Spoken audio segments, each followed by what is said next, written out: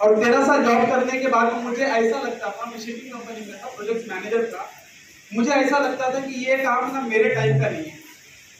मैं project manager था, मुझे ऐसा लगता था इस तरह का बहुत सारा काम देखा है, बहुत सारी कंपनी आती है चली जाती है, मैं लोगों के पास में जाऊंगा, लोग मना करेंगे तो मुझे कैसा लगेगा। तो कुल मिला के ख्यालात निगेटिव थे, और निगेटिव ख्यालात होने की वजह से इस बिजनेस को पहली मर्तबा जब मुझे दिखाया गया था तब मैंने ना बोला था। मैंने क्या बोला था? ना। और मैंने इस बिजनेस को नहीं किया, मैं मेरे जॉब में बिजी हो गया। और जिस बंदे ने मुझे इस बिजनेस को दिखाया था उनको इस बिजनेस पर बेहद भरोसा था, उन्होंने इस बिजनेस को कंटिन्यू किया। 3 साल बीते, वो इस बिजनेस से डायमंड बने, 1 करोड़ का इनकम लिया, एक लग्जरियस गाड़ी ली। उनके सक्सेस को देखने के बाद में फिर मैंने अपने आप से सवाल पूछा कि 3 साल से तू बिजी है, पिछले 13 साल से तू बिजी है, यही सारी चीजें चाहिए थी, यही घर, यही गाड़ी, यही बच्चों की पढ़ाई लिखाई, अगर तेरे साथ में नहीं हुआ है और अगर तेरा दोस्त ने सक्सेस कर दिया है तो तुझे इस चीज को मानना पड़ेगा। और उस दिन से मैं यही कहता हूँ, इंसान वही है, सिर्फ सोच बदल के आज आपके सामने एंट्री कर दिया। काफी अदब से लेना चाहूंगा इस बिजनेस के first round diamond Rajesh Yadav sir को तरीके से वर्णन करूंगा। ताली बजाते हुए आप लोग, हम सब के यूनिवर्सल अपलाइन है, अगर बजाना है तो जोरदार बजाइए।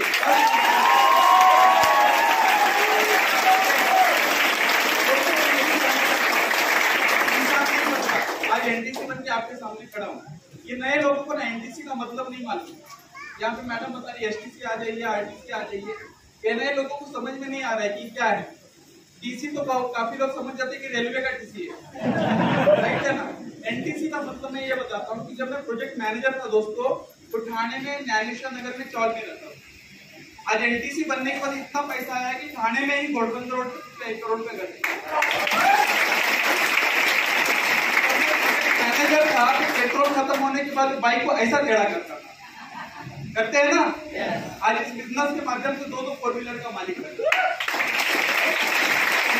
कभी हवाई जहाज सुनने का देखने का मौका नहीं मिला, मगर इस बिजनेस के माध्यम से 8 फॉरेन टूर किए, मेरे टीम से 200 डोमेस्टिक टूर कराया, राइट। हम यहाँ पे अकेले अचीवमेंट नहीं कर रहे, हमारे साथ बहुत सारे लोग अचीवमेंट कर रहे हैं। मैं यही कहता हूँ कि एक आम इंसान ना इस तरह के बिजनेस को देखता है। एक आम इंसान को चाहिए क्या? सुबह से शाम तक हम लोग बिजी हैं, मकसद ये होता है कि जिंदगी बदलनी चाहिए, यस और नो। और उसके लिए हम सुबह में निकल पड़ते हैं घर से, ट्रेन में ऐसे चढ़ते हैं कि बंदर भी देखे तो शर्मा जाए। आप समझ में आ रही है? वो बॉस है जिसका चेहरा बिल्कुल अच्छा नहीं लगता, मगर जैसे सामने आता है गुड मॉर्निंग सर। ये सब इसीलिए कि जिंदगी बदलनी चाहिए।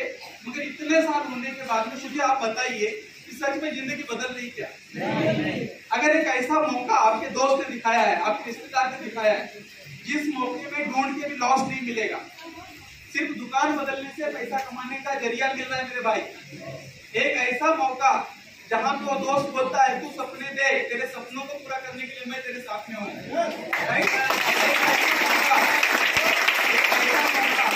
जहां पे आपका मौजूदा कुछ भी डिस्टर्ब करने की जरूरत नहीं है। इस बिजनेस को करना चाहिए कि सोचना चाहिए? जाते जाते छोटी सी कहानी बताऊंगा। एक बहुत ही जिद्दी लड़का था और एक बाबा जी थे महाराज। उनकी जो बातें थी ना हमेशा सच हो जाती थी, वो कुछ भी बोलते थे तो सच हो जाती थी। ये जो लड़का था ना उसे काफी जलन होती थी, तो बोलता कि आज बाबा को हम झूठा साबित करेंगे। क्या बोला? आज बाबा को झूठा साबित करेंगे। उसने छोटा सा चिड़िया का बच्चा लिया, अपने हाथ में लिया, ऐसा पीछे रखा और बोला बाबा जी बताइए मेरे हाथ में क्या है। तो बाबा जी तो ज्ञानी थे ना, वो बोले बेटा तेरे हाथ में चिड़िया का छोटा सा बच्चा है।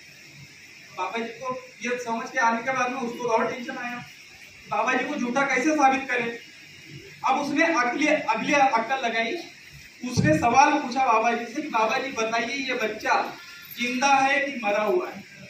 उसका प्लान ये था बाबा जी अगर बोले जिंदा है तो पीछे उसको ऐसा दबा दूंगा, मर जाएगा। और उसने बाबा जी ने बोला कि अरे बेटा ये तो मरा हुआ है, तुरंत दिखा दूंगा बाबा जी तो जिंदा है। तो बाबा जी ने काफी सुंदर सा जवाब दिया दोस्तों। बाबा जी ने बोला बेटा उस चिड़िया की जिंदगी तेरे हाथ में है, तुम चाहे तो उसे मार दे, तुम चाहे तो उसे जिंदा। इसी तरह से हम हमारे परिवार की जिंदगी दोस्तों हमारे हाथ में।